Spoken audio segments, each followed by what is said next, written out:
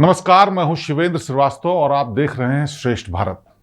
क्या कभी आपने ऐसा सुना है कि किसी शख्स को इतने सालों तक जेल में डाल दिया जाए कि अगर उसे अपराधों की सजा भी मिलती तो वो भी इस कैद से कम होती? क्या कभी आपने ऐसा सुना है कि कोई शख्स सरकार के लिए सालों साल तक काम करता रहे लेकिन कोई उसको पहचान भी न दे? और क्या आपने ऐसा सुना है कि कोई शख्स किसी देश के सबसे अमीर आदमी का किडनैप कर ले, उसका नाम उस किडनैपिंग में आए, लेकिन आखिर में वो शख्स उसके खिलाफ गवाही देने ही न जाए? तो आज की कहानी बस ऐसी ही है। एक कहानी ऐसी भी में आज एक ऐसे शख्स की बात जो सालों साल से न सिर्फ जेल में बंद है बल्कि आरोप ये भी है कि वो सरकार के लिए काम करता है, लेकिन सरकार हो या प्रशासन कोई उसकी सुध लेने को तैयार नहीं।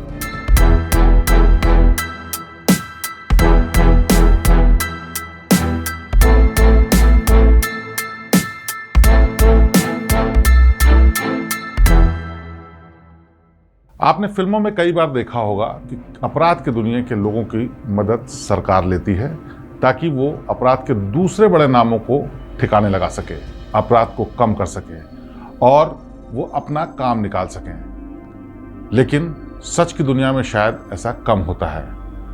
अभी भी फिर भी बहुत से नाम ऐसे हैं जिनका इस्तेमाल सरकार अपने तरीके से करती है या फिर उन पर आरोप लगता है कि अपराधों में जुड़े हुए लोगों को वो अपने काम के लिए इस्तेमाल करते हैं, लेकिन फिर उनका मौका आने पर उनकी कोई मदद नहीं की जाती। ऐसे कई नाम हैं, चाहे वो छोटा राजन का नाम हो या फिर और ऐसे कई नाम जिनकी चर्चा कई बार होती है कि उन्होंने सरकार के लिए बहुत कुछ किया, यानी देश के लिए बहुत कुछ किया, अपराध के संगठन को तोड़ने के लिए बहुत कुछ किया, लेकिन जब उनका मौका आया तो सरकार उनकी तरफ ध्यान नहीं देती।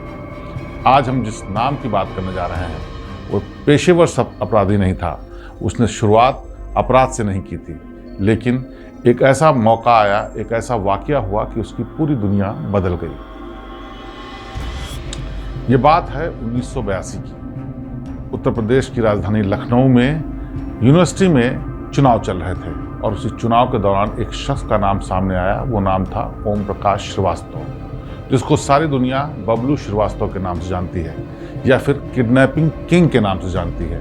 लेकिन ये किडनैपिंग किंग पहले किडनैपिंग या अपराध की दुनिया से जुड़ा हुआ नाम नहीं था, बल्कि ये भी अपने परिवार की तरह तमाम वो काम करना चाहता था जिससे परिवार का नाम रोशन कर सके। इसके बड़े भाई आर्मी में हैं, पिता अध्यापक रहे, लेकिन किस्मत ने ऐसा मोड़ लिया कि ओम प्रकाश श्रीवास्तव और बबलू ने अपराध की दुनिया का दामन थाम लिया, और ऐसा थामा कि आज की तारीख में उसे किडनैपिंग का किंग कहा जाता है। उसके नाम 100 से ज़्यादा मुकदमे हैं और कई ऐसे मुकदमे हैं जो बेहद संगीन हैं। लेकिन हैरानी की बात देखिए, 28 साल से उन मुकदमों का न तो निपटारा हुआ और न ही उसमें सजा दी गई, यानी किसी भी तरीके से उसके बाहर आने का जो रास्ता है सब धीरे धीरे बंद कर दिया गया। लेकिन ये सब क्यों हुआ, ये सारा कुछ बताएंगे, लेकिन सबसे पहले समझना जरूरी है कि आखिरकार कौन है ये बबलू श्रीवास्तव। दरअसल बबलू श्रीवास्तव का नाम चर्चा में तब आया जब वो लखनऊ यूनिवर्सिटी में वकालत की पढ़ाई कर रहा था। वो चाहता था कि यूनिवर्सिटी की पढ़ाई करने के बाद वो अपना नाम बनाए और आगे बढ़े। छात्र संघ के चुनाव चल रहे थे, उसी दौरान एक छात्र को चाकू मार दिया गया। घायल छात्र का छात्र संघ से संबंध था और उस वक्त जो माफिया कहा जाता था लखनऊ यूनिवर्सिटी का, अरुण शंकर शुक्ला लखनऊ में एक बड़ा माफिया नाम था जिसको अन्ना महाराज के नाम से भी जानते थे। उससे संपर्क था। उसने बबलू श्रीवास्तव पर आरोप लगाया। बाकी आरोपी भाग गए, लेकिन बबलू श्रीवास्तव को पकड़ लिया गया। बबलू श्रीवास्तव को जेल भेज दिया। इसी के साथ उसके जीवन का रुख एकदम बदल गया। जेल के भीतर ही बबलू की मुलाकात एक गैंगस्टर से हुई जिसका नाम था रामगोपाल मिश्र। और रामगोपाल मिश्र उस वक्त अपराधी प्रवृत्ति का एक ऐसा आदमी था जो अपने साथ नेटवर्क बना के चलता था। उसके संपर्क में आने के बाद धीरे धीरे बबलू का मन भी पढ़ाई से उचाट हो गया और वो क्राइम की दुनिया की तरफ आगे बढ़ने लगा। लेकिन किसी को अंदाज़ा नहीं था कि यूनिवर्सिटी में पढ़ने वाला एक लड़का, एक बार जेल जाने के आरोप वाला लड़का, अचानक से अपराध की दुनिया में इतना बड़ा नाम कमा लेगा कि छोटा राजन, छोटा शकील, दाऊद इब्राहिम जैसे लोगों के साथ उसकी गिनती होने लगेगी। उस वक्त किडनैपिंग का काम बहुत ज़ोरों पर था उत्तर प्रदेश और बिहार में जितने भी रसूख वाले बड़े लोग थे उनको हमेशा खतरा सताता रहता था कि किडनैपिंग न हो जाए, क्योंकि किडनैपिंग की एवज में भारी रकम मिलती थी और ये बड़ा आसान काम था। बबलू श्रीवास्तव ने किडनैपिंग के ऐसे कई कारनामे किए जिसके बाद मुड़कर कभी नहीं देखा। 1980 का दशक खत्म होते होते बबलू बड़ा डॉन बन चुका था और उसके बाद वो नेपाल चला गया। वहाँ रहने के बाद दुबई गया और उसके बाद वहीं पर मुलाकात बबलू श्रीवास्तव की दाऊद इब्राहिम से हुई। दाऊद इब्राहिम उस वक्त तक बड़ा नाम हो चुका था, लेकिन मुंबई बम धमाकों वाला कांड नहीं हुआ था। लेकिन जैसे ही बबलू को पता चला कि दाऊद इब्राहिम मुंबई में बम धमाके की प्लानिंग कर रहा है, उसने किनारा कर लिया। पहले दाऊद इब्राहिम को समझाया, लेकिन दाऊद इब्राहिम ने इसकी बात नहीं मानी।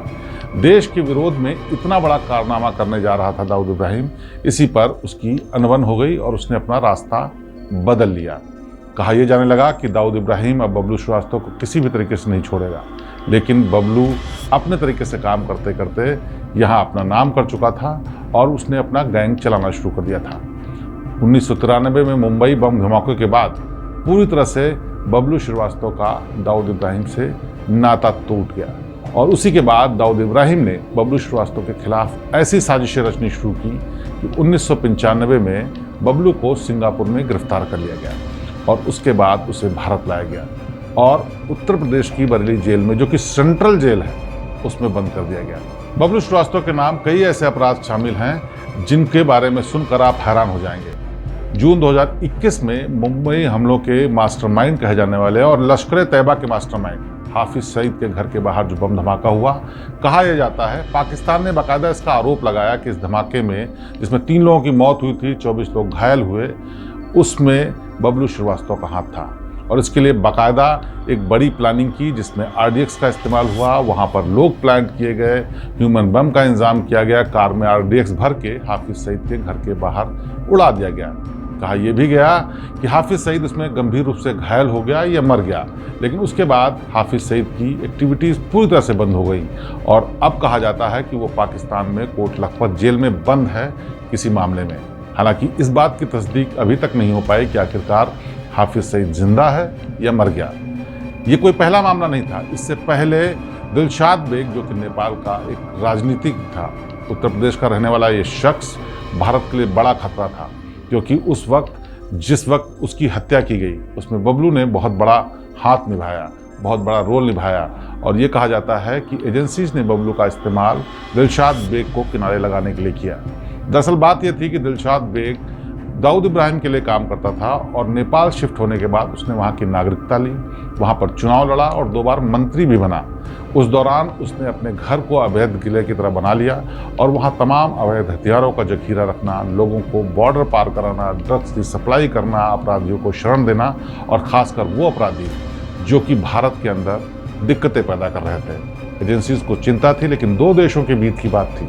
कोई भी लीगल तरीका ऐसा नहीं हो सकता था जिसमें एक मंत्री के खिलाफ कोई ऐसा एक्शन लिया जा सके कि वो पूरी तरह से न्यूट्रलाइज या रोका जा सके। लिहाजा ऐसे में एजेंसीज के लोगों ने तय किया कि इसके लिए कोई उसके साथ के आदमी की ही मदद लेनी पड़ेगी। साथ के आदमी यानी जो उस नेटवर्क को समझता हो, जिसका अपराध की दुनिया में दखल हो और जो उतना ही बड़े मजबूत नेटवर्क वाला हो। ऐसे में नाम आया बबलू श्रीवास्तव का। बबलू श्रीवास्तव हालांकि जेल में था, लेकिन जेल में रह करके उसने ऐसी प्लानिंग की कि दिलशाद बेग को नेपाल में उस वक्त मारा गया जब वो अपनी एक गर्लफ्रेंड या यूं कहिए दूसरी पत्नी के साथ घर के भीतर मौजूद था। और ये सब प्लानिंग इतनी तरीके से, इतने मजबूत तरीके से हुई कि एक बार भी चूक नहीं हुई। ये कोई ऐसा मामला नहीं था जो पहली बार इस्तेमाल किया गया हो। इससे पहले भी और उसके बाद भी बबलू श्रीवास्तव ने एजेंसीज की मदद के लिए तमाम ऐसे काम किए जिससे कि भारत में चाहे वो नकली नोट की बात हो, चाहे ड्रग्स की सप्लाई हो, चाहे इन्फिल्ट्रेशन की बात हो, चाहे फिर अवैध तरीके से घुसपैठ की बात हो, उसमें जुड़े हुए नेटवर्क के लोगों की निस्तनाबूद करने के लिए, उनको ख़त्म करने के लिए बबलू श्रीवास्तव ने एजेंसीज की मदद की। कई बार अधिकारी रिटायर होने के बाद ये बात मानते भी हैं और जो नौकरी में हैं वो भी दबी जुबान में ये बात मानते हैं कि बबलू श्रीवास्तव ने एजेंसीज की काफ़ी मदद की। जैसे छोटा राजन का कई बार नाम आता है कि छोटा राजन ने भारतीय एजेंसीज की कई बार मदद की जिससे कि दाऊद इब्राहिम को निस्तनाबूद किया सके, उसके नेटवर्क को ख़त्म किया जा सके, लेकिन खुले तौर पर ये कोई नहीं मानता है। लेकिन हैरानी इस बात की है कि 1995 से लेकर 2023 के दिसंबर महीने तक अभी भी बबलू श्रीवास्तव बरेली की एक जेल में बंद है। 60 साल से ज़्यादा की उम्र हो गई है और कई बार इस बात का जिक्र हुआ कि बबलू को रिहा किया जा सकता है। बावजूद इसके अभी तक उसके खिलाफ जितने भी मुकदमे हैं उनमें ना तो सुनवाई पूरी की गई है और ना ही डेट आने पर उसकी सुनवाई ठीक से की जाती है। तो क्या है इसके पीछे रीज़न, ये भी समझना जरूरी है। लेकिन उससे पहले हम और बताते हैं कि बबलू श्रीवास्तव का नेटवर्क इतना बड़ा कैसे हुआ। दरअसल 1982 में जब अपराध की दुनिया में बबलू श्रीवास्तव ने कदम रखा, उस वक्त उसका इरादा कतई ये नहीं था कि वो अपराध की तरफ जाएगा। लेकिन एक घटना ने उसका जीवन बदल दिया और अरुण शंकर शुक्ला अन्ना से बदला लेने के लिए उसने अपराध की दुनिया की तरफ कदम रखा। हालांकि बाद में अरुण शंकर शुक्ल का नाम बहुत छोटा हो गया और दाऊद इब्राहिम के साथ आने के बाद बबलू का नाम इंटरनेशनल लेवल पर फैल चुका था। लेकिन फिर भी बबलू श्रीवास्तव देश विरोधी गतिविधियों में शामिल नहीं था। उसका काम था कि तमाम उन नेटवर्क वाले लोगों को, उन संगठित अपराध वाले लोगों को टारगेट करना जो कि देश के विरोध में काम करते हैं या फिर उसके गैंग के आड़े आ रहे हैं। लेकिन उसका मुख्य उद्देश्य रहता था बड़े आसामियों की किडनैपिंग करना और किडनैपिंग के बाद रकम वसूलना, जिससे उसके अपराध का नेटवर्क चल सके। और ये उसने कई बार किया। रिकॉर्ड्स के मुताबिक उसके खिलाफ 60 से ज़्यादा मुकदमे दर्ज हैं, जिसमें फिरौती के लिए, किडनैपिंग के लिए पैसों की मांग की गई। और इसीलिए बबलू श्रीवास्तव को भारत के इतिहास का किडनैपिंग किंग कहा जाता है, क्योंकि उसने बड़े बड़े आसामियों को ही नहीं, बड़े बड़े व्यापारियों या बड़े बड़े अधिकारियों को ही नहीं, बल्कि देश के आज की तारीख के सबसे अमीर आदमी गौतम अडानी को भी किडनैप किया था। कहा यह जाता है कि बबलू श्रीवास्तव के इशारे पे ही किडनैपिंग हुई थी, जब वो अपने एक दोस्त के साथ क्लब से निकल करके 90 के दशक में जा रहे थे। बाकायदा एक मारुति वैन में उनको किडनैप किया गया और उसके बाद उसकी एवज में पैसे भी लिए गए। हालांकि चार्जशीट में और तमाम जांच में बबलू श्रीवास्तव का नाम इसलिए नहीं आया क्योंकि बबलू श्रीवास्तव के खिलाफ गवाही देने के लिए गौतम अडानी कभी अदालत नहीं गए। उन्होंने जिन लोगों का नाम लिया था उन लोगों को गिरफ्तार करने के बाद उनको सज़ा भी दी गई। हाल में ही उन लोगों को सज़ा भी मिली, जिसमें वो ड्राइवर भी शामिल था जो उस वक्त वैन को चला रहा था। लेकिन जिस तरह से इसकी प्लानिंग की गई थी उससे पता चलता है कि बबलू श्रीवास्तव हर काम में कितनी गहरी प्लानिंग के साथ अपने काम को अंजाम देता था, चाहे वो किसी अपराधी के खिलाफ कोई कदम उठाना हो या फिर अपने तरफ से अपराध करे जाने की बात हो। बहुत बारीक और गंभीर प्लानिंग करना बबलू श्रीवास्तव की सबसे खास बात है। फिर चाहे बात दाऊद इब्राहिम के खिलाफ नेस्तनाबूद करने की हो, फिर चाहे बात हाफिज सईद के ऊपर हमला कराने की हो, और फिर चाहे बात दिलशाद बेग को नेपाल में मरवाने की हो। ऐसे कई मामले हैं जिसमें महीनों की प्लानिंग के बाद बबलू श्रीवास्तव ने उस अपराध को अंजाम दिया या फिर उस अपराधी को ख़त्म किया जिसको एजेंसीज चाहती थीं। एजेंसीज ये भी चाहती थी कि बबलू उनकी मदद तो करता रहे लेकिन किसी भी तरीके से उसका नाम सामने ना आए। इसीलिए जब पाकिस्तान ने हाफिज सईद के मामले में बबलू और रॉ पर आरोप लगाया तो सरकार ने किसी भी तरीके की प्रतिक्रिया नहीं दी, ना तो उसको एक्सेप्ट किया और ना ही उसका विरोध किया। अब असलियत एजेंसीज जान सकती हैं, सरकारें जान सकती हैं, लेकिन ये बहुत खुले तौर पर आया कि हाफिज सईद के ऊपर जो हमला कराया गया वो बबलू श्रीवास्तव की तरफ से कराया गया। इसके लिए बाकायदा महीनों की प्लानिंग हुई। उस इलाके में एक आदमी को इस्टेब्लिश किया गया बिजनेस के लिए जो कि हाफिज सईद पर नज़र रखता था। महीनों की प्लानिंग में उस आदमी ने हाफिज सईद के तमाम करीबी लोगों से अपनी नज़दीकी बढ़ाई, तमाम ऐसे इवेंट्स किए जिसमें वो लोग आते थे। उसके बाद ठीक वैसी ही गाड़ी तैयार की गई जैसी गाड़ी में वो शख्स जाता था ताकि किसी को शक न हो। और इसमें ह्यूमन बम का भी इस्तेमाल किया गया। ह्यूमन बम को लाने के लिए दूसरे देश से उसको लाया गया, उसको वहाँ पर रखा गया। गाड़ी के अंदर 200 किलोग्राम RDX लगाया गया और जिस दिन घटना हुई उस दिन वहाँ पर ले जा करके उसको टकरा दिया। पूरी प्लानिंग के बावजूद भी हाफिज सईद के बारे में अभी तक साफ नहीं हो पाया कि वो ख़त्म हो गया है या अभी ज़िंदा है। लेकिन ये तय है कि उसके बाद हाफिज सईद खुलकर सामने कभी भी नहीं आया और इसी से माना ये भी जाता है कि या तो वो गंभीर रूप से घायल है या फिर उसकी मौत हो चुकी है। ये सबसे बड़ा काम था बबलू श्रीवास्तव की तरफ से जो कहा जाता है, क्योंकि हाफिज सईद ही वो आदमी था कहा जाता है जिसने मुंबई बम धमाकों की प्लानिंग की थी दाऊद इब्राहिम के साथ। हालांकि दाऊद इब्राहिम के खिलाफ भी बबलू श्रीवास्तव ने बहुत सारे कदम उठाए। उसके नेटवर्क के तमाम लोगों के बारे में एजेंसीज को जानकारी दी। उनके ऊपर जब भी हमला हुआ या जब भी वो गिरफ्तार हुए, उसमें कहीं ना कहीं इनपुट बबलू श्रीवास्तव के गैंग और बबलू की तरफ से हुआ। लेकिन इसको एजेंसीज कभी भी एक्सेप्ट नहीं करती हैं। एजेंसीज के एक्सेप्ट न करने के पीछे भी बहुत सी वजहें हैं। दरअसल सरकार एजेंसीज को काम करने के लिए बहुत सारे पैसे खर्च करती है, तनख्वाहें देती है और उनकी ट्रेनिंग पे भी बहुत पैसा खर्च करती है। लेकिन कई बार अपराधी इतना शातिर होता है कि उसकी काट के लिए किसी अपराधी या वैसे ही माइंडसेट या वैसे ही नेटवर्क वाले शख्स की जरूरत होती है। ऐसे में जरूरत पड़ती है बबलू श्रीवास्तव जैसे लोगों की। एजेंसीज ने यही फॉर्मूला अपनाया और नेटवर्क को ध्वस्त करने के लिए बबलू श्रीवास्तव के नेटवर्क का इस्तेमाल किया। और उस इस्तेमाल करने के दौर में कई बार उनको सफलता भी मिली और कई बार असफलता भी मिली। उस असफलता के बारे में भले ही जिक्र सामने न आया हो, लेकिन कई ऐसे मामले आए। जानकारी के मुताबिक अब तक करीब 4 दर्जन ऐसे मामले हैं जिसमें बबलू श्रीवास्तव डायरेक्ट या इनडायरेक्ट रूप से इन्वॉल्व होकर के नेटवर्क को दस्तराबूत करने में मदद कर रहा था। और ये बात एजेंसीज कभी नहीं चाहेंगी कि लोगों को पता चले, क्योंकि इससे उनकी काबिलियत पर निशान लगता है। इससे उनके ऊपर सवाल उठता है कि आखिरकार एक अपराधी को ख़त्म करने के लिए अपराधी की खुलेआम कैसे मदद ली गई। दूसरी बात यह भी कि अगर बबलू श्रीवास्तव को किसी तरीके से जेल से बाहर आने दिया जाता है तो ये सारी बातें ओपन हो जाएंगी, यानी सामने भी आ सकती हैं। ऐसे में एजेंसी के उन लोगों की किरकिरी भी हो सकती है जिन्होंने अब तक बबलू श्रीवास्तव की मदद ली है।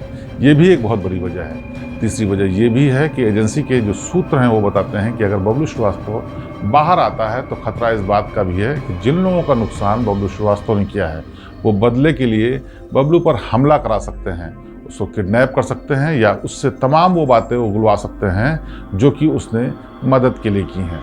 बहरहाल वजह चाहे जो भी हो, लेकिन हकीकत यही है कि बबलू श्रीवास्तव पिछले 28 साल से बरेली की जेल में बंद है, ऐसे अपराधों के मामले में जिनमें अभी ठीक से सुनवाई भी नहीं हुई है। सुनवाई होने के बाद अगर उसको उम्र कैद की भी सज़ा मिलती तो वो शायद 20 साल में पूरी हो जाती, लेकिन 28 साल होने के बाद भी अभी तक उसके मामलों का निस्तारण नहीं हुआ।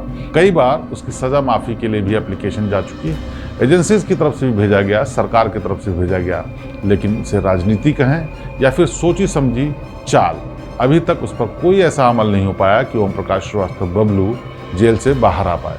बबलू श्रीवास्तव भले ही अपराध की दुनिया में निकल गया, लेकिन उसका एक और शौक भी था। उसको इस बात का शौक था कि वो लिखे पढ़े और अपनी बातों को सामने लाए। इसीलिए बरेली जेल में रहने के दौरान बबलू श्रीवास्तव ने अब तक 2 किताबें लिखी, जिसमें अधूरे ख्वाब और बढ़ते कदम, जो कि बाहर आ चुकी हैं। कहा यह जाता है कि इन दोनों किताबों में बबलू श्रीवास्तव ने अब तक के तमाम अपने किस्से लिख रखे हैं, जिसमें उसने सामने से या पीछे से एजेंसीज की मदद की, सरकार की मदद की, घटनाओं का सिलसिलेवार ब्यौरा भी दे रखा है। तीसरी एक और किताब क्रिमिनल, जो कि अभी आई नहीं है लेकिन पब्लिश होने के लिए जा चुकी है, ये भी बबलू श्रीवास्तव ने लिखा है, जिसमें बताते हैं कि बबलू श्रीवास्तव ने वो तमाम चीज़ें लिखी हैं जो उसके बारे में सच को बयां करती हैं, उसके बारे में बहुत सारी कहानियाँ बताती हैं। हालांकि सुनने में भले ही बेशक ये फिल्मी कहानी की तरह लगे, लेकिन कई ऐसे नाम हैं अपराध की दुनिया में भी जो अपराध की दुनिया में होते हुए भी देश के लिए या फिर एजेंसीज के लिए मददगार साबित होते हैं। वजह साफ है कि एक तो उनका नेटवर्क बहुत स्ट्रांग होता है, अपराध की दुनिया में उसको तमाम लोग जानते हैं। दूसरी बात यह है कि एजेंसीज के पास जो टेक्नोलॉजी और तकनीक होती है, बेशक उसका बेहतर वो इस्तेमाल जानते हैं, लेकिन जो ह्यूमन नेटवर्क होता है उससे बड़ा नेटवर्क कोई नहीं होता। और ये बात एजेंसीज जानती हैं, इसीलिए कई बार ऐसे अपराधियों का हाथ थामा जाता है ताकि दूसरे अपराधी पर नकेल डाली जा सके। और बबलू श्रीवास्तव जैसे लोगों का इस्तेमाल एजेंसीज इसी तरीके से करती हैं। लेकिन हैरानी की बात यह है कि जिस उम्मीद में बबलू श्रीवास्तव ने एजेंसीज की मदद की या देश के लिए काम किया, उस बात को दरकिनार कर दिया गया।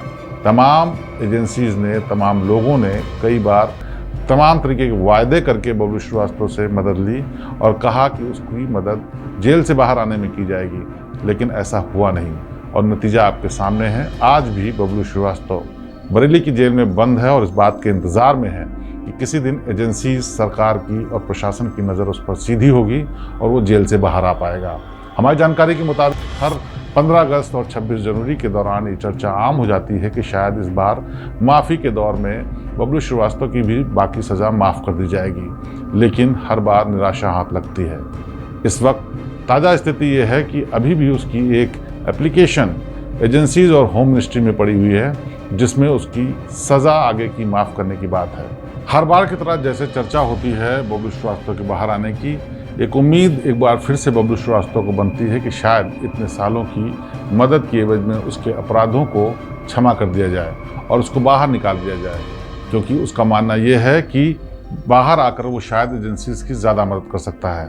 एक पत्रकार होने के नाते मेरी मुलाकात भी बबलू श्रीवास्तव से हुई और बबलू श्रीवास्तव से बातचीत के दौरान ये भी जानने की कोशिश की कि आखिरकार अगर वो अपराध की दुनिया में था तो वो देश की मदद क्यों कर रहा था।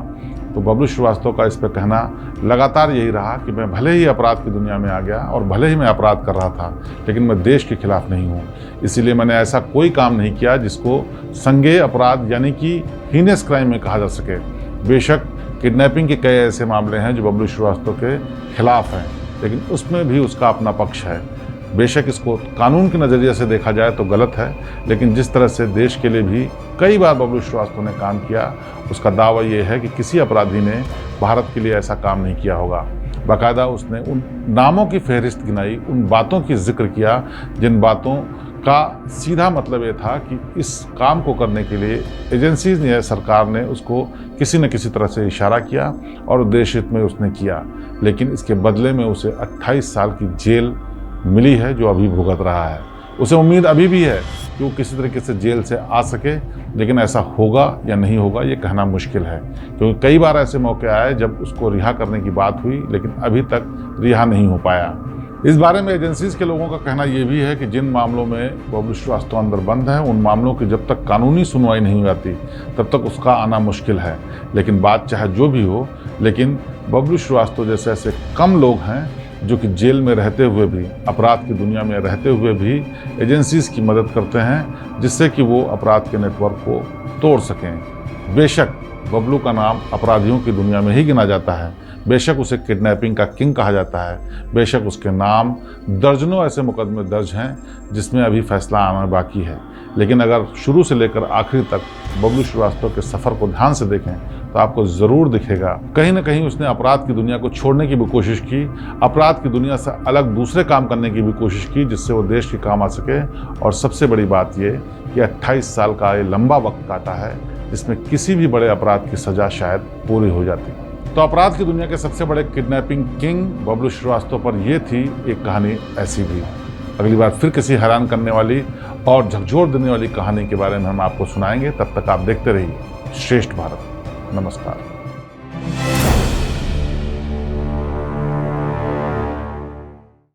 श्रेष्ठ भारत पर खबरों से जुड़े रहने के लिए चैनल को सब्सक्राइब करें, बेल आइकन दबाएं और देखते रहें श्रेष्ठ भारत।